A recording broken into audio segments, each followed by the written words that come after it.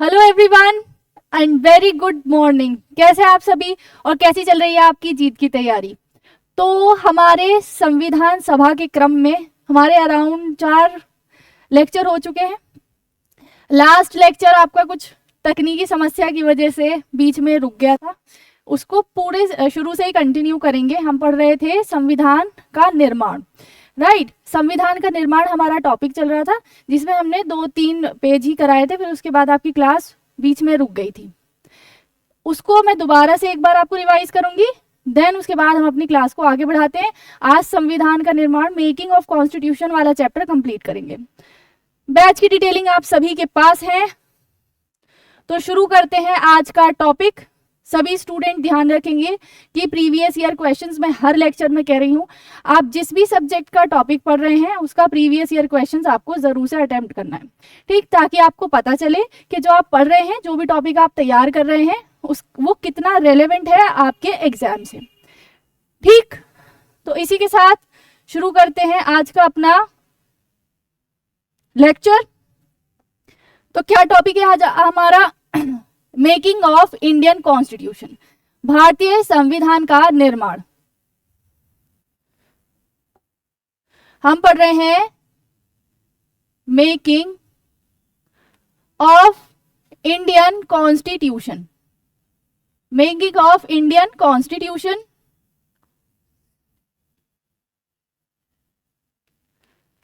भारतीय संविधान का निर्माण, भारतीय, आप ऐसी नोट्स बनाते हुए चलेंगे इंपॉर्टेंट फैक्ट को कवर करते हुए। भारतीय संविधान, भारतीय संविधान का निर्माण,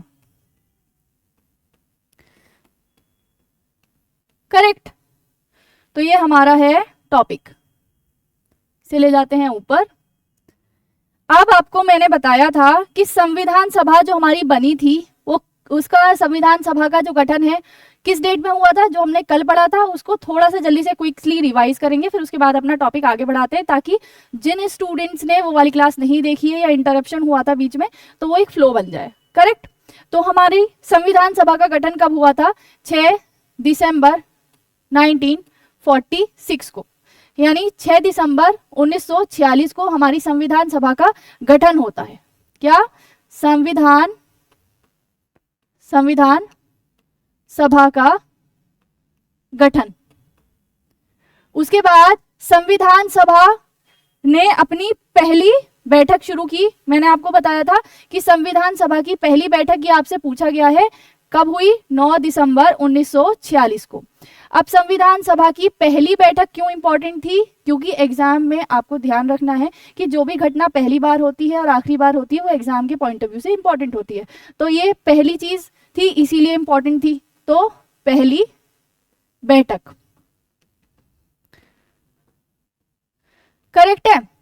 इसके बाद और क्या विशेषताएं थी, इसका मैंने आपको बताया था। पहली विशेषता ये थी, दूसरा पेज ले लेते हैं, 9 दिसंबर 1946। इसकी पहली विशेषता क्या थी कि संविधान सभा के अस्थायी अध्यक्ष को चुना गया था। अस्थायी अध्यक्ष कौन बने थे? डॉक्टर सच्चिदानंद सिन्हा, करेक्ट है। इसके बाद इसकी दूसरी विशेषता क्या थी? उपाध्यक्ष को चुना गया। उपाध्यक्ष कौन थे भाई? H.C. मुखर्जी। जिन्होंने पढ़ा है वो रिवाइज करेंगे, और जो स्टूडेंट पहली बार पढ़ रहे हैं वो अच्छे से समझेंगे। ये थे पहले उपाध्यक्ष, ये थे अध्यक्ष। कौन से? अस्थायी अध्यक्ष, ठीक है। ये उपाध्यक्ष, ये पहले उपाध्यक्ष थे। और सेकंड उपाध्यक्ष कौन थे? सेकंड उपाध्यक्ष थे V.T. कृष्णमाचारी। V.T. ध्यान रखना है, यहां V और T है। V.T. कृष्णमाचारी, क्लियर है।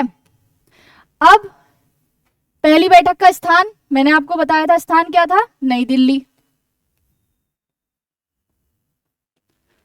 पहली बैठक में कितने सदस्यों ने भाग लिया, ये आपके एग्जाम में पूछा जाता है, पहली बैठक में कितने सदस्यों ने भाग लिया। अगर आपके ऑप्शन में 211 है 211 मार्क करेंगे, अगर आपके ऑप्शन में 207 दे रखा है 207 मार्क करेंगे। ये वेरी करता है ऑप्शन टू ऑप्शन। क्लियर? अगर आपके ऑप्शन में 211 है 211 मार्क कर देना, और अगर 207 दे रखा है 207 मार्क करेंगे। ठीक, तो पहली बैठक इतने पॉइंट ऑफ व्यू से इंपॉर्टेंट थी। अब बात करते हैं,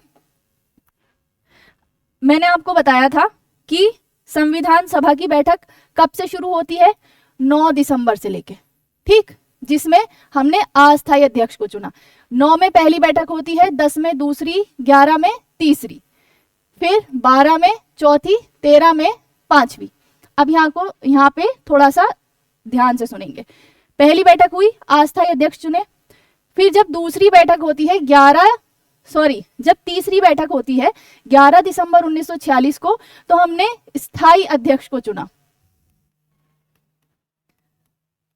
ये लगातार 5 बैठक होती हैं, लेकिन क्योंकि यहाँ इसमें कोई विशेष कार्य नहीं हुआ, तो इसीलिए ज्यादातर बुक्स में आपको मिलता है कि 11 दिसंबर को दूसरी बैठक हुई। 11 दिसंबर को दूसरी बैठक नहीं थी, 11 दिसंबर को दूसरी महत्वपूर्ण बैठक थी, यानी कि इसमें संविधान सभा ने अपने स्थायी अध्यक्ष को चुना था। तो इस चीज में क्लियर रहना है कि 13 दिसंबर को 5वीं बैठक है। ये मैं आपको इसलिए बता रही हूँ क्योंकि आपकी एग्जाम में पूछा गया है कि पंडित जवाहरलाल नेहरू ने जब उद्देश्य प्रस्ताव पेश किया तो संविधान सभा की कौन सी बैठक थी। अब ज्यादातर बुक्स में हम क्या देखते हैं कि तीसरी बैठक थी, तो तीसरी बैठक नहीं थी, 5वीं बैठक थी, लेकिन तीसरी इसलिए कहा जाता है क्योंकि ये तीसरी महत्वपूर्ण बैठक थी। 12 और 10 में कोई विशेष कार्यवाही नहीं हुई, इसीलिए बुक्स में इनको नहीं पढ़ाया जाता। क्लियर है?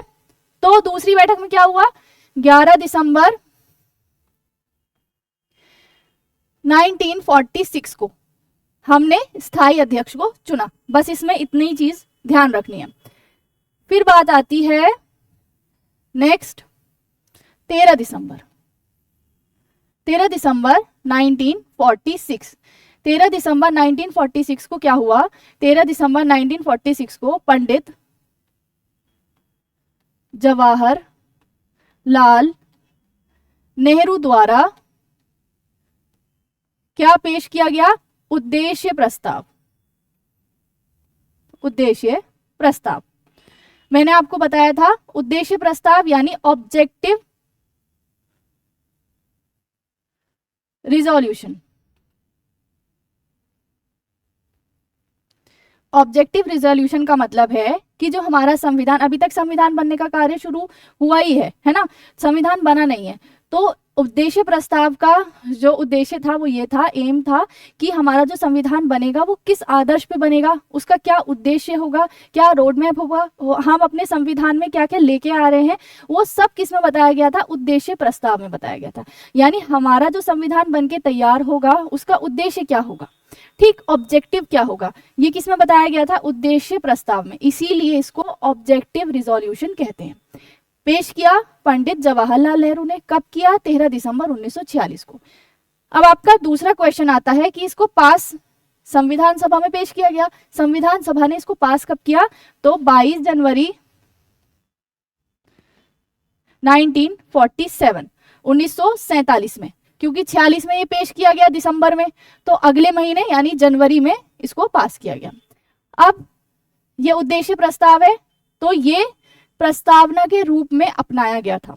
मैंने आपको बताया उद्देश्य प्रस्ताव क्या था कि जिस आधार पर हमारा संविधान बनाया जाएगा, यानी हमारे संविधान में क्या क्या होगा, स्वतंत्रता, समानता, न्याय, बंधुत्व, ठीक है, वो सारे आदर्श किसमें थे, उद्देश्य प्रस्ताव में। इसी को प्रस्तावना के रूप में कब अपनाया गया, 26 नवंबर 1949 को, जब हमारा संविधान बनके तैयार हुआ उसी दिन इसको प्रस्तावना के रूप में अपनाया गया।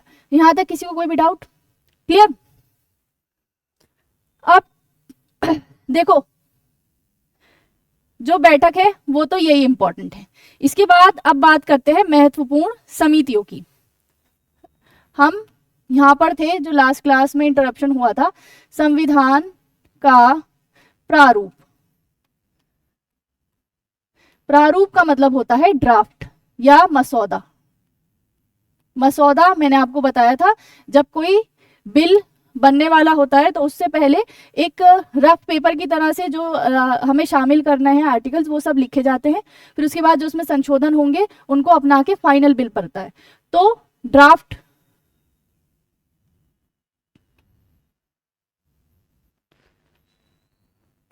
Of Indian constitution. क्लियर? अब ड्राफ्ट के बारे में बताएंगे, पढ़ेंगे। ड्राफ्टिंग किसने की थी? तो आपको बताया था मैंने कल कि संविधान का जो प्रारूप तैयार किया गया था वो B.N. राव, बेनेगल, नरसिंह राव के द्वारा तैयार किया गया था। तो मैंने आपको कल बताया था कि संविधान का प्रारूप किसने तैयार किया था, तो आपको पता होना चाहिए। बहुत सारे स्टूडेंट को लगता है कि B.R. अम्बेडकर प्रारूप समिति के हेड थे, इसीलिए प्रारूप भी उन्होंने ही तैयार किया था। नहीं, जो प्रारूप समिति थी वो उसका कार्य था कि जो B.N. राव ने जो अपना प्रारूप बनाया है कॉन्स्टिट्यूशन का, उसकी जांच करना। तो प्रारूप किसने बनाया था? B.N. राव। B.N. राव को हम फुल फॉर्म में क्या कहते हैं? बेनेगल, नरसिंह राव। नाम याद रहेगा। ये संविधान सभा के संवैधानिक सलाहकार भी थे, संवैधानिक सलाहकार। ये भी आपसे क्वेश्चन पूछा गया है, संवैधानिक सलाहकार। तो B.N. राव कौन थे? संविधान सभा के संवैधानिक सलाहकार थे और इन्होंने सर्वप्रथम संविधान सभा में संविधान का प्रारूप पेश किया था। ठीक है, अब इन्होंने प्रारूप जो बनाया था पेश किया अक्टूबर 1947 को। ठीक है, अक्टूबर 1947 को इन्होंने प्रारूप पेश किया। जो प्रारूप बनाया था यानी संविधान का जो प्रारूप पेश किया था उसमें आर्टिकल थे आर्टिकल 243, यानी आर्टिकल, कितने आर्टिकल थे जो उन्होंने प्रारूप पेश किया था? 243। और अनुसूचियां कितनी थी यानी शेड्यूल कितने थे? तो 13 शेड्यूल थे। इतना क्लियर हो गया। लास्ट क्लास में हमने यहां तक कवर किया था कि संविधान का प्रारूप किसने बनाया था? B.N. राव यानी नरसिंह बेनेगल राव। ठीक है, अब कब पेश किया था इन्होंने प्रारूप? अक्टूबर 1947 को। जब प्रारूप पेश किया गया तो उसमें कितने आर्टिकल्स इन्होंने बनाए थे? 243। अनुसूचियां कितना थी? 13। इतना क्लियर? अब आती है बात प्रारूप समिति की। प्रारूप समिति के बारे में हम सबने पढ़ा है। ठीक है, तो प्रारूप समिति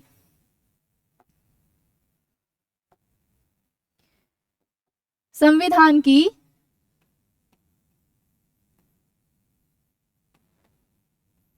या संविधान की नहीं लिखते, प्रारूप समिति हेडिंग डालते हैं। प्रारूप समिति, ड्राफ्टिंग कमेटी।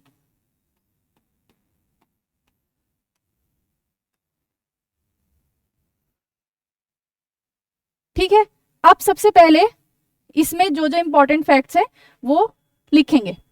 पहला फैक्ट, प्रारूप समिति गठित कब की गई थी? तो प्रारूप समिति का गठन किया गया था 29 अगस्त 1947। 29 अगस्त 1947 को प्रारूप समिति का गठन किया गया था। प्रारूप समिति का गठन किस लिए किया गया था यानी इसका कार्य क्या था? प्रारूप समिति का कार्य क्या था? संविधान के प्रारूप की जांच करना। प्रारूप की जांच करना। कौन से प्रारूप की जांच करना?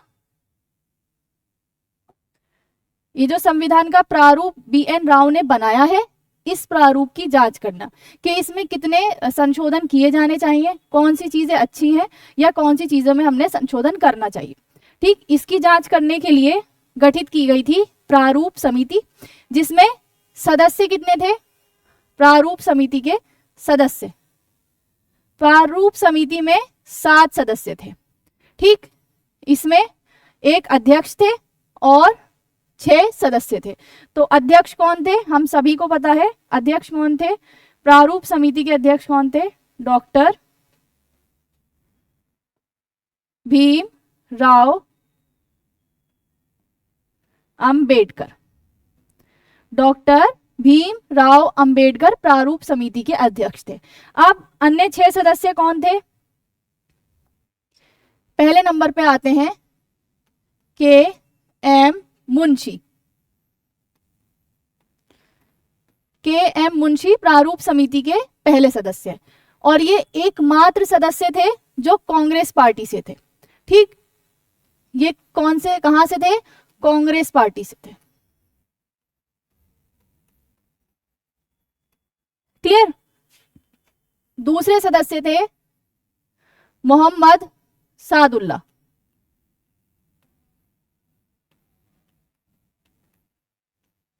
तीसरे सदस्य थे गोपाल स्वामी अयंगर। गोपाल स्वामी अयंगर।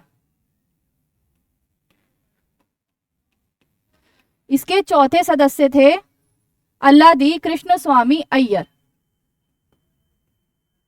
अल्लादी कृष्ण स्वामी अय्यर।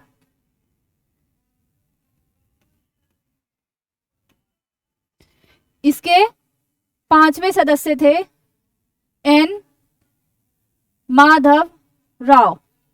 एन माधव राव ये आए थे बी एल मित्र के स्थान पर। बी एल मित्र की स्वास्थ्य संबंधी समस्याओं के कारण इन्होंने त्याग पत्र दे दिया था। ठीक है, बी एल मित्र को स्वास्थ्य संबंधी समस्याओं के कारण इन्होंने समिति से, प्रारूप समिति से त्याग पत्र दे दिया था, जिसके कारण इनकी जो जगह बची उस पे कौन आए? एन माधव राव। ठीक है, तो लिख दे रही हूं यहाँ पे। कई बार ऐसा आ जाता है कि किसने स्वास्थ्य संबंधी कारणों से प्रारूप समिति से त्याग पत्र दिया था, तो बी एल मित्र ने। किस कारण से दिया था? स्वास्थ्य के कारण से।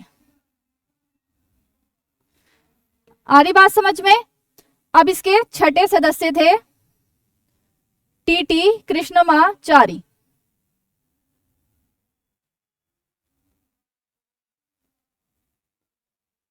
टीटी कृष्णमाचारी ये डीपी खेतान के स्थान पर आए थे। डीपी खेतान। डीपी खेतान की मृत्यु हो गई थी, इनकी आकस्मिक मृत्यु हो गई थी, तो इनके स्थान पर आए थे टीटी कृष्णमाचारी। तो आपको ध्यान रखना है, प्रारूप समिति के ऐसे सदस्य जिन्होंने स्वास्थ्य संबंधी कारणों से त्यागपत्र दे दिया, तो वो थे बी एल मित्र। उनके स्थान पर आए थे कौन? एन माधव राव। और किनकी आकस्मिक मृत्यु हो गई थी? तो डीपी खेतान की हो गई थी, उसकी जगह आए थे टीटी कृष्णमाचारी। ड्राफ्टिंग कमेटी में किसी को कोई दिक्कत? कब बनी? 29 अगस्त 1947 को। कार्य क्या था? संविधान के प्रारूप की जांच करना। कौन सा प्रारूप? जो बी एन राव ने बनाया था। ठीक है, सदस्य कितने थे? 7 थे। अध्यक्ष कौन था? डॉक्टर भीमराव अंबेडकर। सदस्य कौन कौन से थे? के एम मुंशी, ये आपसे पूछा गया है प्रीवियस ईयर में कि प्रारूप समिति के ऐसे कौन से सदस्य हैं जो एकमात्र कांग्रेस पार्टी के सदस्य थे, तो के एम मुंशी। ठीक है, मोहम्मद सादुल्ला, गोपाल स्वामी अयंगर, अल्लादी कृष्ण स्वामी अय्यर, एन माधव राव और कृष्णमाचारी। यहां तक क्लियर? अब आती है बात, ड्राफ्टिंग कमेटी अपनी जांच शुरू करती है, उसका काम था जांच करना। अब ड्राफ्टिंग कमेटी ने अपनी जांच शुरू करी और अपनी पहली रिपोर्ट देती है 21 फरवरी 1948 में, क्योंकि 29 अगस्त 1947 में ये कमेटी बनती है। अक्टूबर 1947 को इनको संविधान का प्रारूप मिला। अब संविधान का प्रारूप मिला, इन्होंने जांच की और अपनी पहली रिपोर्ट पेश की। फर्स्ट रिपोर्ट, इन्होंने अपनी फर्स्ट रिपोर्ट दी। रिपोर्ट कब दी? 21 फरवरी 1948 को। 21 फरवरी 1948 को इन्होंने अपनी रिपोर्ट दी और रिपोर्ट में कितने आर्टिकल्स दिए इन्होंने? 315। और जो शेड्यूल थे वो कितने कर दिए? 8। अभी हमने पढ़ा जो बी एन राव थे उन्होंने अपनी जो प्रारूप पेश किया था उसमें कितने आर्टिकल थे? 243, 243। इन्होंने कितने कर दिए? 315। उसमें शेड्यूल कितने थे? 13। इन्होंने कितने कर दिए? 8। अब इसके ऊपर दोबारा से चर्चा होती है और ये अपनी दूसरी रिपोर्ट पेश करते हैं। कब आती है सेकंड रिपोर्ट? सेकंड रिपोर्ट आती है 26 अक्टूबर, समय है 1948 का। ठीक है, अब ये अपनी सेकंड रिपोर्ट पेश करते हैं 1948 में। कब? 26 अक्टूबर 1948 में। अब जब इन्होंने दूसरी रिपोर्ट पेश की, इसके ऊपर होते हैं 3 वाचन। कितने वाचन होते हैं? 3। वाचन का मतलब होता है रीडिंग। आपको उन्होंने प्रारूप बना के दिया, अपनी रिपोर्ट पेश की, अब रिपोर्ट की फोटोकॉपी बढ़ गई किसमें? संविधान सभा में। जैसे कि हम बिल पढ़ते हैं ना कि लोकसभा में पहली रीडिंग हुई, दूसरी रीडिंग हुई, फिर तीसरी रीडिंग हुई, फिर लास्ट में वोटिंग होती है। अगर किसी ने संशोधन के लिए कहा है तो संशोधन पे वोटिंग होती है, राइट। वाचन का मतलब होता है रीडिंग। आपको पेपर दे दिया, अब आप उसकी जांच कीजिए। इंडिविजुअल पर्सन यानी कि संविधान सभा में जितने लोग थे वो पढ़ेंगे और अपनी अपनी उस पर राय देंगे। तो वाचन का मतलब होता है रीडिंग।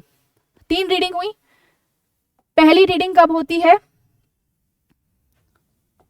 तो हम बात करेंगे फर्स्ट रीडिंग की। तो फर्स्ट रीडिंग कब होती है?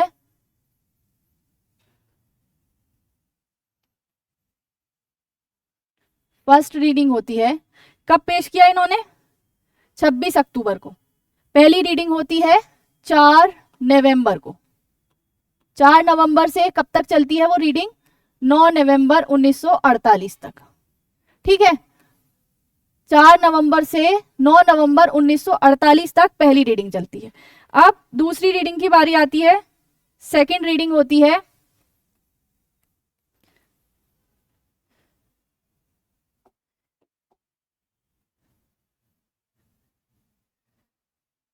सेकंड रीडिंग होती है 15 नवंबर से लेके 17 अक्टूबर। 15 नवंबर कौन सा वाला? 1948। 15 नवंबर 1948 यानी 1948 से लेके 17 अक्टूबर 1949 तक। तो सबसे बड़ी रीडिंग कौन सी हुई? सेकंड वाली। कब से शुरू हुई? लगभग 1 साल का समय लिया इसने।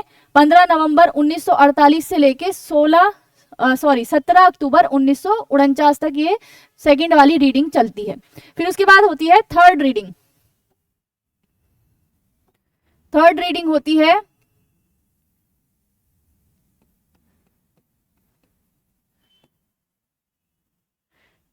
थर्ड रीडिंग कब तक चलती है भाई? थर्ड रीडिंग चलती है आपकी 14 नवंबर 1949 से लेके यानी 14 नवंबर 1949 से लेके 26 नवंबर 1949। अब जल्दी से बताओ 26 नवंबर 1949 को क्या हुआ था? तीसरी रीडिंग समाप्त हो गई थी, है? बस 26 नवंबर 1949 को हमारा संविधान बनके तैयार हो गया था। यानी पहली रीडिंग से लेके लास्ट वाली रीडिंग तक हमारा संविधान कंप्लीट बनके तैयार हो गया। जो संशोधन पास किए गए, जो अपनाए गए, वो सब मिला जुलाकर 26 नवंबर 1949 को हमारा संविधान बनके तैयार हो गया और संविधान सभा द्वारा उसको अंगीकृत आत्मार्पित किया गया। अब बात आती है 26 नवंबर 1949 की। 26 नवंबर 1949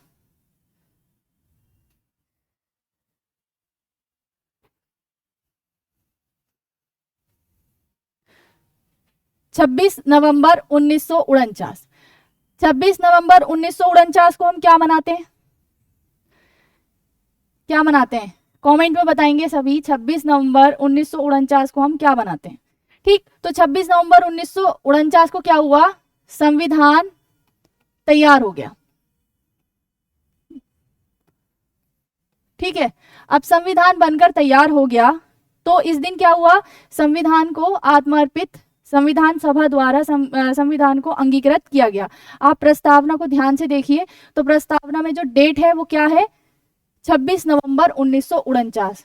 26 जनवरी 1950 नहीं है। कई बार स्टूडेंट कंफ्यूज करते हैं, एग्जाम में आ जाता है ना, इस तरह से क्वेश्चन पूछा जाता है कि संविधान की प्रस्तावना आपको पूरी दे दी और जहां पे वो डेट है वहां पे डैश डैश डैश। अब आप बताइए डेट कौन सी थी। अब ज्यादातर स्टूडेंट ये सोचते हैं कि भाई 26 जनवरी को लागू हुआ था तो 26 जनवरी है, नहीं। जिस दिन संविधान तैयार हुआ उसी दिन संविधान सभा द्वारा इसको आत्मर्पित किया गया, यानी राष्ट्र को समर्पित किया गया, तो वही डेट यहाँ पर लिखी गई। अब जब 26 नवंबर 1949 को हमारा संविधान बनके तैयार हुआ तो इस टाइम पे 16 आर्टिकल्स लागू किए गए। ध्यान से सुनेंगे, जब संविधान बनकर तैयार हुआ 26 नवंबर को तो यहाँ पर 16 आर्टिकल आंशिक रूप से लागू किए गए। कैसे लागू किए गए? आंशिक रूप से।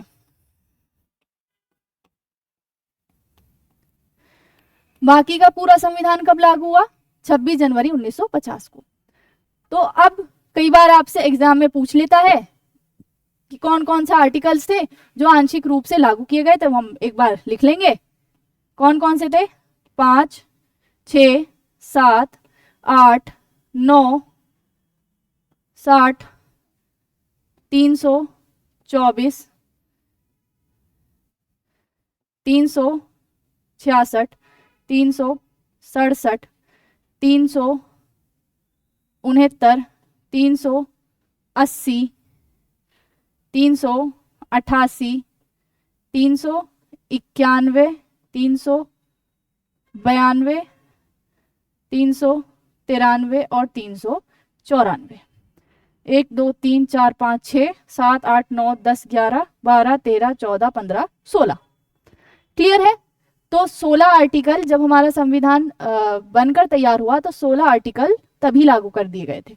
कौन कौन से 16 आर्टिकल्स थे ये सब लिख लेंगे। कई बार ऐसा होता है आपको ऑप्शंस में दे दिए कि निम्नलिखित में से कौन सा आर्टिकल है जो 26 नवंबर को लागू हुआ था, तो आपके ये वाले आर्टिकल्स लागू हुए थे। अब ये आर्टिकल्स के बारे में क्या है वो जब हम आर्टिकल वाली क्लास पढ़ेंगे उसमें समझेंगे। क्लियर?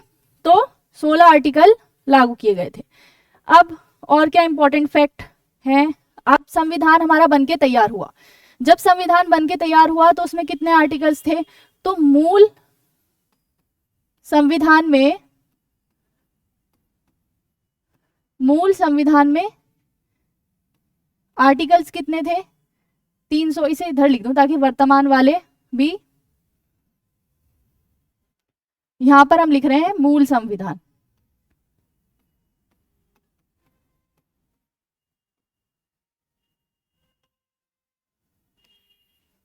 मूल संविधान में आर्टिकल कितने थे? 395। क्लियर है? पार्ट कितने थे? पार्ट थे 22। पार्ट 22 थे और शेड्यूल कितने थे? 8।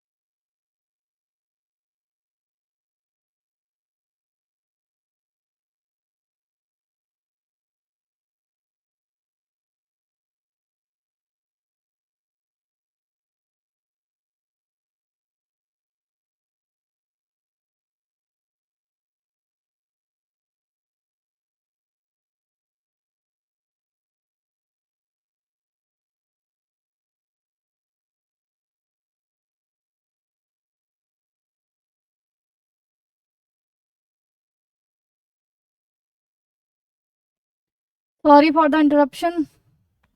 आवाज आ रही है? Hello hello.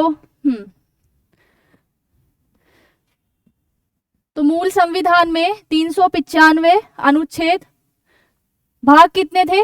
22 भाग थे। और अनुसूचियां उस टाइम पे कितनी थी? 8 अनुसूचियां थी। वर्तमान की अगर बात करें, वर्तमान, ठीक है, वर्तमान की अगर बात करें तो वर्तमान में कितने अनुच्छेद हैं? वर्तमान में, अब आप थोड़ा सा ध्यान से यहाँ पे समझिए, कई बार आप गूगल करोगे या कई सारे बुक्स वगैरह में दिखेंगे आपको 470 आर्टिकल्स, ठीक है। कई बार 400 प्लस दिखेगा आपको, और कई बार कुछ टीचर्स बताते हैं या कुछ बुक्स में भी है कि 395 अनुच्छेद का ही विस्तार किया गया है। अब तीनों ऑप्शंस को ध्यान से देखें तो तीनों अपनी अपनी जगह ठीक हैं। अगर आप गूगल करेंगे या और बुक्स वगैरह में देखेंगे कॉम्पिटिटिव एग्जाम्स की या एग्जाम वगैरह में भी पूछा जाता है तो 370 है, ठीक है। कई कई उसमें 400 प्लस भी लिखा हुआ आता है, और कुछ होता है कि 395 अनुच्छेदों का ही विस्तार किया गया। अब 395 का विस्तार किया गया वो कैसे, समझिए कि आर्टिकल्स नए ऐसे नहीं जोड़े गए, इसमें जो मूल आर्टिकल्स हैं उनमें ए क्लॉज बी क्लॉज ऐसे करके ही आगे बढ़ाया गया है। तो ये आपको अपने एग्जाम आए तो उसमें ऑप्शन के हिसाब से देखना है कि ऑप्शन में क्या दिया हुआ है, ठीक है। मैंने आपको तीनों ही बता दिए। तो ये हो गए आर्टिकल। अब अगर हम भाग की बात करते हैं, पार्ट्स की, तो पार्ट्स कितने हैं 25, और आपके शेड्यूल वर्तमान में कितने हैं तो 12 अनुसूचियां, 12 अनुसूचियां। क्लियर हो गया, शेड्यूल कितने हैं तो 12 अनुसूचियां हैं। ये तो हो गया आपका बेसिक। अब संविधान में आप थोड़े से फैक्ट लिख लेते हैं। क्लियर है, संविधान के बारे में कुछ फैक्ट्स हैं वो आप नोट डाउन करेंगे जो आपसे एग्जाम में पूछे जाते हैं, इंपॉर्टेंट फैक्ट्स। क्लियर, तो सबसे पहला फैक्ट आता है कि संविधान को बनाने में समय कितना लगा। तो समय, सबसे पहले समय लिखेंगे 2 साल 11 माह और 18 दिन का आपको समय लगा। क्लियर है। बैठक कितनी हुई, दूसरा पॉइंट आता है कि संविधान को बनाने में बैठक कितनी हुई। बैठक कितनी हुई 105 बैठकें हुई। कितने दिन, 105 बैठकें कितने दिन में हुई तो 165 दिन में हुई। समझ में आ रही है बात। अब कई बार खर्च भी पूछ लिया जाता है, खर्च कितना हुआ तो लगभग राउंड फिगर लेके चलेंगे 64 लाख या 64 लाख रुपए का खर्च लगा। और क्या फैक्ट हो सकते हैं, इंपॉर्टेंट फैक्ट्स। संविधान पे हस्ताक्षर, हाँ पहले सत्र लिख लो, सत्र ज्यादा इंपॉर्टेंट है। सत्र यानी सेशन। संविधान के निर्माण में कितने सत्र हुए तो सत्र 11 + 1 लिखना। 11 सत्र में क्या हुआ था, संविधान का निर्माण हो चुका था, है ना। 26 नवंबर तक 11 सत्र हुए थे, 26 नवंबर 1949 तक 11 सत्र हुए थे। एक और सत्र बुलाया गया किस दिन, 24 जनवरी 1950 को लास्ट, ठीक है। 24 जनवरी 1950 को लास्ट सत्र बुलाया गया, फिर 26 जनवरी 1950 को हमारा संविधान लागू हो गया था। तो ये क्यों बुलाया था कि संविधान पर हस्ताक्षर करने के लिए, ठीक है। तो संविधान पर हस्ताक्षर किसने किए। अब आपको यहां पर भी ध्यान रखना है, मैंने 11 + 1 क्यों लिखा। कई बार एग्जाम में आपको 11 मिलता है ऑप्शन में, कई बार 12 मिलता है। 11 दिखे तो 11 पे टिक करेंगे, 12 दिखे तो 12 पे टिक करेंगे, दोनों एक साथ नहीं आते हैं। क्लियर है। हस्ताक्षर कितने लोगों ने किए तो 284 लोगों ने हस्ताक्षर किए। हस्ताक्षर सबसे पहले किसने किए, अब इसमें भी 2 मान्यताएं हैं।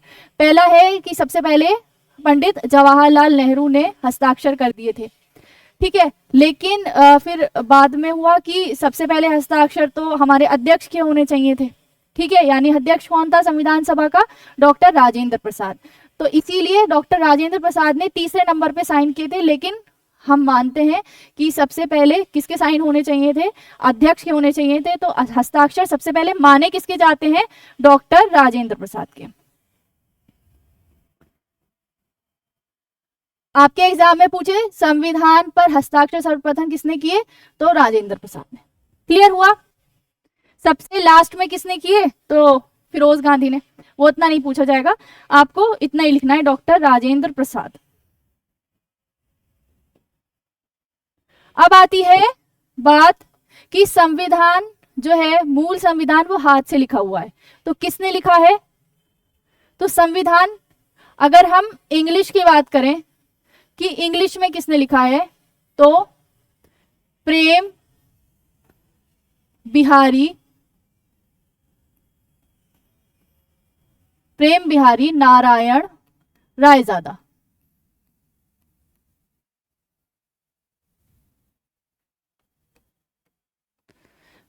प्रेम बिहारी नारायण रायजादा, इन्होंने जो संविधान है उसको इंग्लिश में लिखा है। शैली कौन सी, यानी स्टाइल कौन सा है, वो इटैलिक शैली है ना। और हिंदी में किसने लिखा है, हिंदी में लिखा है वसंत कृष्ण वैद ने। वसंत कृष्ण वैद, ठीक है। सजावट किसने की, अलंकरण, सजावट या अलंकरण किसने किया, तो इसमें आता है नंदलाल बोस। नंदलाल बोस का नाम,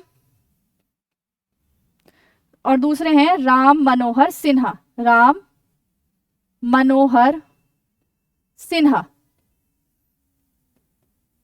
इतनी बात याद रहेगी भाई। अब आपके जितने इंपॉर्टेंट फैक्ट्स है, ये इससे ज्यादा के फैक्ट्स नहीं आते हैं, और अगर आपको प्रीवियस ईयर में एक आध फैक्ट्स दिख जाता है तो वो आप अपने आप से इंक्लूड कर लेंगे। क्लियर है। तो संविधान का निर्माण वाला चैप्टर आपका यहाँ पर कंप्लीट होता है। इसके साथ आपकी एक चीज और रह गई, ड्राफ्टिंग कमेटी आपकी सबसे ज्यादा इंपॉर्टेंट है, वो मैंने लिखवा दी। और जो और कमेटीज हैं वो उसकी पीडीएफ है, मैं आपको अभी उसके बारे में एक बार समझा देती हूँ। और एक चीज आपकी रह गई थी लास्ट जो हमने संविधान सभा में पढ़ा था, उसमें महिलाएं पूछी जाती हैं, कौन सी महिलाएं किस राज्य से थी, तो एक बार उसको देख लेंगे। फिर उसके बाद आपका संविधान सभा और संविधान का निर्माण दोनों चैप्टर पूरी तरह से कंप्लीट हो जाते हैं। अब हम लगाएंगे इसके प्रैक्टिस सेट और प्रीवियस ईयर क्वेश्चंस। क्लियर है। तो एक बार जो मैंने आज आपको पढ़ाया उसका एक क्विक रिवीजन करेंगे, फिर उसके बाद अपनी पीडीएफ जो है मेरे पास वो देखेंगे, उसके बाद सेशन को एंड करते हैं। क्लियर। चलते हैं अपना, हमने आज पढ़ा संविधान का निर्माण। संविधान सभा का गठन कब हुआ था, 6 दिसंबर 1946 को। 9 दिसंबर को पहली बैठक होती है, 11 दिसंबर को दूसरी होती है, नहीं 11 दिसंबर को तीसरी होती है, दूसरी महत्वपूर्ण बैठक होती है जहां हमने स्थायी अध्यक्ष को चुना। स्थायी अध्यक्ष कौन थे, डॉक्टर राजेंद्र प्रसाद। फिर आता है समय 13 दिसंबर 1946 का, जिसमें जवाहरलाल नेहरू ने उद्देश्य प्रस्ताव पेश किया, जो हमारी प्रस्तावना भी बनता है। संविधान का प्रारूप किसने तैयार किया, बीएन राव ने, ये संवैधानिक सलाहकार भी थे। फिर प्रारूप समिति आती है। प्रारूप समिति क्या थी, प्रारूप समिति ड्राफ्टिंग कमेटी जो बनती है 29 अगस्त 1947 को। कार्य क्या था, संविधान के प्रारूप की जांच करना। कौन कौन सदस्य थे मैंने आपको लिखवा दिया। इसके बाद नेक्स्ट आता है, इन्होंने रिपोर्ट कब कब पेश की, first reading, second reading, third reading. Third reading complete होते ही हमारा संविधान हो जाता है तैयार। उसके बाद नेक्स्ट आती है बात, संविधान जब बनकर तैयार हुआ तो इसमें 16 अनुच्छेद आंशिक रूप से। अच्छा एक बात बताओ, जब हमारा संविधान बनके तैयार कब हो गया था, 26 नवंबर 1949 को संविधान बनके तैयार हो गया था, तो इसे 26 जनवरी 1950 को ही क्यों लागू किया गया, क्यों इतना लंबा टाइम इंतजार किया, क्यों इंतजार किया? क्योंकि आपको पता होगा लाहौर अधिवेशन हुआ था दिसंबर 1929 में लाहौर में अधिवेशन हुआ था, जिसकी अध्यक्षता पंडित जवाहरलाल नेहरू ने की थी। तो उस टाइम पे क्या हुआ, एक प्रस्ताव पारित किया गया पूर्ण स्वराज का, कि अब भारत जो है डोमेनियन का स्टेटस नहीं चाहता, हमें पूर्ण स्वराज्य चाहिए। अब पूर्ण स्वराज्य चाहिए तो उसके बाद क्या हुआ, 31 दिसंबर को रावी नदी के तट पर झंडा फहराया गया और कहा गया, दिन डिसाइड किया गया 26 जनवरी 1930। 26 जनवरी का दिन डिसाइड किया गया और कहा गया कि इस दिन पूरे भारत में हम क्या मनाएंगे, स्वराज दिवस मनाएंगे, यानी स्वतंत्रता का दिवस मनाएंगे, पूर्ण स्वराज दिवस मनाएंगे, झंडा फहराएंगे, जैसे आज हम 26 जनवरी के दिन मनाते हैं। ठीक है, तो नहीं 15 अगस्त के टाइम पे मनाते हैं, 15 अगस्त को हमारा देश आजाद हुआ। तो यही माहौल जो क्रिएट किया गया, ये किया गया 26 जनवरी 1930 को, यानी 26 जनवरी को एक स्वतंत्रता का प्रतीक बनाया गया। अब जब हमारा देश आजाद हुआ 15 अगस्त 1947 को, तो जो स्वतंत्रता का प्रतीक था वो कब शिफ्ट हो गया, भाई आज़ादी तो जिस दिन मिली उसी दिन को हम सेलिब्रेट करेंगे इंडिपेंडेंस डे। तो हमारा जो इंडिपेंडेंस डे था वो कब बन गया, 15 अगस्त 1947 को। अब हम पूर्ण स्वराज दिवस तो मना चुके 26 जनवरी को, तो 26 जनवरी का दिन जो है उसकी महत्वता बनी रहे, 26 जनवरी के दिन को भारतीय ऐसे ही याद करते रहे, इसीलिए संविधान को 26 जनवरी 1950 को 26 नवंबर 1949 को लागू ना करके कब लागू किया गया, 26 जनवरी 1950 को। इतनी बात समझ में आई। अब एक चीज और बताइए, ये तो समझ में आ गया, ये पूछा गया आपके एग्जाम में कि लागू करने का कारण क्या था। तो कारण यही था कि जो 26 जनवरी है उसके महत्व बना रहना चाहिए। अब एक क्वेश्चन और, जो हमारे संविधान को बनने में समय लगा, कितना समय लगा, 2 साल 11 माह और 18 दिन का समय लगा, लेकिन अंग्रेज तो आज़ाद करके चले गए थे हमें 15 अगस्त 1947 को। तो हमारी संविधान सभा संसद की तरह भी कार्य कर रही थी। तो उस टाइम पे भारत को किस अधिनियम द्वारा शासित किया गया? भाई जैसे आज है, आज जो भारत में शासन होता है भारत के संविधान के अनुसार होता है, तो उस टाइम तो संविधान बना नहीं था। हमारा देश आजाद हो गया 15 अगस्त 1947 को, संविधान बन के तैयार हुआ 26 नवंबर 1949 को, और उसके बाद भी हमने लागू किया 26 जनवरी 1950 को। तो ये 2 साल का जो लगभग 3 साल का जो टाइम पीरियड रहा, तो इसमें भारत में किस नियम के अनुसार शासन किया गया? तो आपको ध्यान रखना है किस नियम के अनुसार शासन किया गया, भारत शासन अधिनियम 1935। तो भारत शासन अधिनियम 1935 के नियम के अनुसार हमने जब तक हमारा संविधान लागू नहीं हुआ उसी को फॉलो किया, फिर हमारा संविधान बन के तैयार हो गया और हमने उसे लागू कर दिया। तो इसी के साथ आपका संविधान सभा वाला चैप्टर होता है कंप्लीट। एक बार पीडीएफ देख लेंगे संविधान सभा की प्रमुख महिलाएं, यानी संविधान सभा में कौन कौन प्रमुख महिलाएं थी, एक बार उनके नाम देख लेते हैं, फिर आप सेशन को एंड करते हैं। तो पहली आती हैं सुचिता कृपलानी, इनका नाम सुना होगा आपने पहले भी। सुचिता कृपलानी उत्तर प्रदेश से थी, और सुचिता कृपलानी उत्तर प्रदेश की पहली महिला क्या थी, पहली महिला मुख्यमंत्री थी। तो नाम इंपॉर्टेंट हो जाता है। तो ये कहां से थी, ये उत्तर प्रदेश से थी और उत्तर प्रदेश की पहली महिला मुख्यमंत्री थी। फिर दूसरा नाम आता है विजय लक्ष्मी पंडित, ये कहां से थी, उत्तर प्रदेश से थी। उत्तर प्रदेश से 5 महिलाएं गई थी। टोटल कितनी महिलाएं थी, 15 थी, और उसमें से 5 कहां से थी, उत्तर प्रदेश से थी। कितनी थी, 5 थी उत्तर प्रदेश से। दूसरी कौन थी, विजय लक्ष्मी पंडित। तीसरी थी पूर्णिमा बनर्जी, ये भी उत्तर प्रदेश से थी। फिर आती है कमला चौधरी, ये भी उत्तर प्रदेश से थी। इसके बाद नेक्स्ट आती है बेगम एजाज रसूल, ये भी उत्तर प्रदेश से थी और एकमात्र मुस्लिम महिला थी। कौन थी,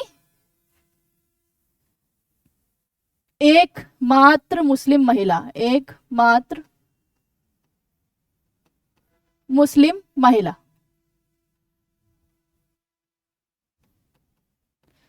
क्लियर है। फिर इसके बाद आती हैं राजकुमारी अमृता कौर, ये मध्य प्रांत से थी। सरोजनी नायडू बिहार से थी, सरोजनी नायडू बिहार से थी, लेकिन ये उत्तर प्रदेश की पहली राज्यपाल बनी। ठीक है, उत्तर प्रदेश की पहली राज्यपाल सरोजनी नायडू कहां से थी, वो बिहार से थी। इसके बाद इनको नाइटेंगल के नाम से भी जाना जाता है। हंसा मेहता बंबई से थी। फिर आती है जी दुर्गा बाई, ये मद्रास से थी। फिर आती है दक्षयानी वेलायुधन, ये कहां से थी, दक्षयानी वेलायुधन मद्रास से थी। और ये कौन थी, ये एकमात्र दलित महिला थी, यानी दलित महिलाओं का प्रतिनिधित्व किसने किया था, दक्षयानी वेलायुधन ने, और ये कहां से थी, ये मद्रास से थी। इसके बाद नेक्स्ट आती है